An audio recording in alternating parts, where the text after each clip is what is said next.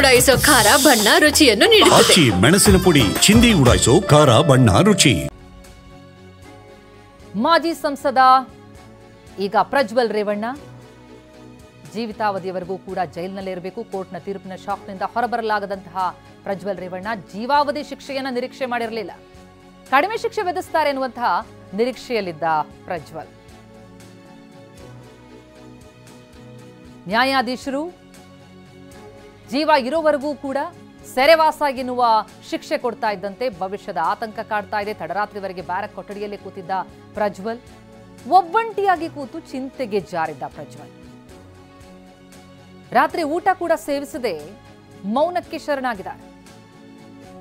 ಕಡಿಮೆ ಶಿಕ್ಷೆಯ ನಿರೀಕ್ಷೆಯಲ್ಲಿದ್ದಂತಹ ಅತ್ಯಾಚಾರ ಅಪರಾಧಿ ಪ್ರಜ್ವಲ್ ರೇವಣ್ಣ ನಿನ್ನೆ ಯಾವಾಗ ಕೋರ್ಟ್ ಶಿಕ್ಷೆಯ ಪ್ರಮಾಣವನ್ನು ಪ್ರಕಟಿಸಿತೋ ಕಡಿಮೆ ಶಿಕ್ಷೆಯ ನಿರೀಕ್ಷೆಯಲ್ಲಿದ್ದ. ಆದರೆ ಬಂದಂತಹ ತೀರ್ಪು ಶಾಕ್ ಕೊಟ್ಟಿದೆ.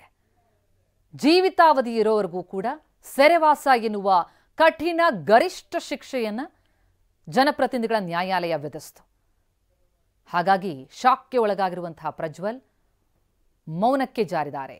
ಭವಿಷ್ಯದ ದಿನಗಳ ಬಗ್ಗೆ ಆತಂಕದಲ್ಲಿರುವಂತಹ ಪ್ರಜ್ವಲ್ ತಡರಾತ್ರಿವರೆಗೂ ಕೂಡ ಬ್ಯಾರಕ್ ಕೊಠಡಿಯಲ್ಲಿ ಕೂತಿದ್ದ. ಈಗ ಕೈದಿ ನಂಬರ್ ಕೊಡಲಾಗಿದೆ ಪ್ರಜ್ವಲ್ಗೆ 1558 ಕೈದಿ ನಂಬರ್ ಕೊಟ್ಟಿದ್ದಾರೆ ಜೈಲಧಿಕಾರಿಗಳು. ಪರಪ್ಪನ ಅಗ್ರಹಾರ ಜೈಲಿನಲ್ಲಿರುವಂತಹ ಪ್ರಜ್ವಲ್ ಕಳೆದ 14 ತಿಂಗಳಿನಿಂದ ಸೆರೆವಾಸದಲ್ಲೇ ಇದ್ದಾರೆ. ಜಾಮೀನು ಸಿಕ್ಕಿರಲಿಲ್ಲ. ಈಗ ಅಪರಾಧಿ, ಅದರಲ್ಲೂ ಶಿಕ್ಷೆಯೂ ಕೂಡ ಪ್ರಕಟ ಆಗಿದೆ. ಕೈದಿ ನಂಬರ್ ಕೂಡ ಕೊಟ್ಟಿದ್ದಾರೆ ಜೈಲಧಿಕಾರಿಗಳು. ನಿನ್ನೆಯಷ್ಟೇ ಶಿಕ್ಷೆಯ ಪ್ರಮಾಣ ಪ್ರಕಟ ಆಯಿತು 1558. ಇದು ಪ್ರಜ್ವಲ್ ರೇವಣ್ಣ ಕೈದಿ ನಂಬರ್.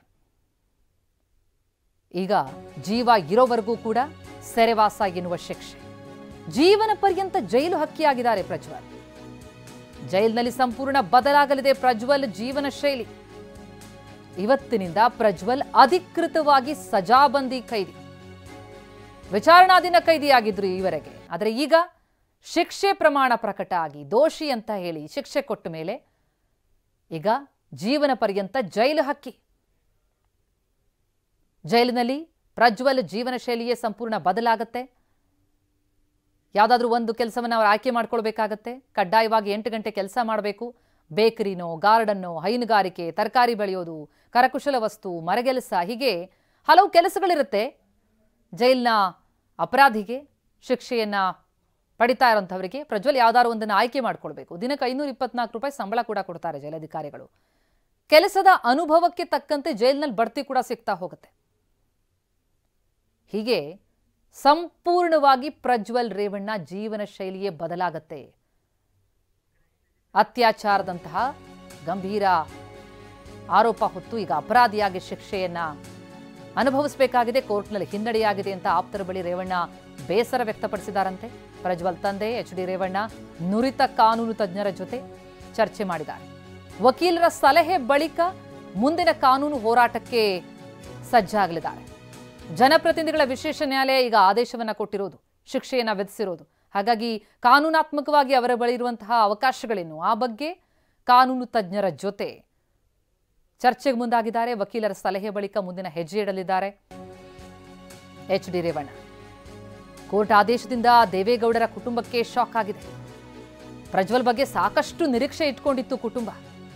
ಯಾಕಂದ್ರೆ ರಾಜಕೀಯವಾಗಿ ಸಾಕಷ್ಟು ನಿರೀಕ್ಷೆಯನ್ನ ದೇವೇಗೌಡರು ಇಟ್ಕೊಂಡಿದ್ರು. ಬಹಳ ವೇಗವಾಗಿ ರಾಜಕೀಯದಲ್ಲಿ ಬೆಳೀತಾ ಇದ್ದಂತಹ ಪ್ರಜ್ವಲ್ ಮಾಡಿದ ತಪ್ಪಿಗೆ ಈಗ ಶಿಕ್ಷೆಯನ್ನ ಅನುಭವಿಸಬೇಕಾಗಿದೆ. ಇದು ದೇವೇಗೌಡರ ಕುಟುಂಬಕ್ಕೆ ಬಹಳ ದೊಡ್ಡ ಶಾಕ್ ಕೊಟ್ಟಿದೆ. ಸಾಕಷ್ಟು ನಿರೀಕ್ಷೆಯನ್ನ ಇಟ್ಕೊಂಡಿತ್ತು ಈ ಕುಟುಂಬ. ರಾಜಕೀಯವಾಗಿ ಆತ ಬಹಳ ವೇಗವಾಗಿ ಬೆಳೀತಾ ಇದ್ದಿದ್ದರಿಂದ ನಿರೀಕ್ಷೆಯೆಲ್ಲ ಈಗ ಹುಸಿಯಾಗಿದೆ. ಈ ಬಗ್ಗೆ ಇನ್ನಷ್ಟು ಮಾಹಿತಿಯನ್ನ ನೀಡ್ತಾ ಹೋಗ್ತಾರೆ ನಮ್ಮ ಪ್ರತಿನಿಧಿ ಸುನಿಲ್. ಈಗ ಸಂಪರ್ಕದಲ್ಲಿದ್ದಾರೆ. ಸುನಿಲ್, ಪ್ರಜ್ವಲ್ ರೇವಣ್ಣಗೆ ಒಂದು ಐತಿಹಾಸಿಕ ತೀರ್ಪು ನಿನ್ನೆ ಬಂದಂತದ್ದು. ಜೀವನ ಪರ್ಯಂತ ಸೆರೆವಾಸ ಎನ್ನುವಂತಹ ಒಂದು ಶಿಕ್ಷೆ ವಿಧಿಸಿರೋದು ದೇವೇಗೌಡರ ಕುಟುಂಬಕ್ಕೆ ಬಹಳ ದೊಡ್ಡ ಶಾಕ್. ಒಂದು ಕಡೆ ಕಾನೂನಾತ್ಮಕ ಹೋರಾಟಕ್ಕೆ ಚಿಂತನೆ, ಆದರೆ ಮತ್ತೊಂದು ಕಡೆ ರಾಜಕೀಯವಾಗಿ ಬಹಳ ದೊಡ್ಡ ಮಟ್ಟದಲ್ಲಿ ಬೆಳೀತಾನೆ ಅನ್ನುವಂತಹ ಒಂದು ಕನಸು ಹೊತ್ತಿದ್ದಂತಹ ದೇವೇಗೌಡರ ಕುಟುಂಬಕ್ಕೆ ಇದು ಬಹಳ ದೊಡ್ಡ ಶಾಕ್ ಅಲ್ವಾ? ಆ ಕುಟುಂಬ ಹೇಗೆ ಇದನ್ನು ಎದುರಿಸ್ತಾ ಇದೆ? ಖಂಡಿತ ಪ್ರತಿಮಾ, ಕರ್ನಾಟಕದ ರಾಜ್ಯದ ಇತಿಹಾಸದಲ್ಲೇ ಇದೊಂದು ರೀತಿ ಐತಿಹಾಸಿಕವಾದಂಥ ತೀರ್ಪು ಯಾವುದೊಬ್ಬ ರಾಜಕಾರಣಿಗೆ ಕನ್ವಿಕ್ಟ್ ಆಗಿರುವಂಥದ್ದು.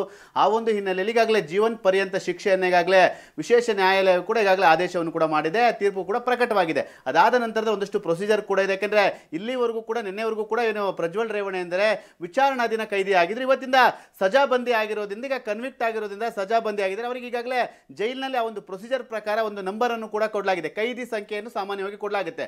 ಆ ಒಂದು ಕೈದಿ ಸಂಖ್ಯೆಗೆ ಅಂದರೆ 15528 ಸಂಖ್ಯೆಯನ್ನು ಕೂಡ ಕೊಡಲಾಗಿದೆ.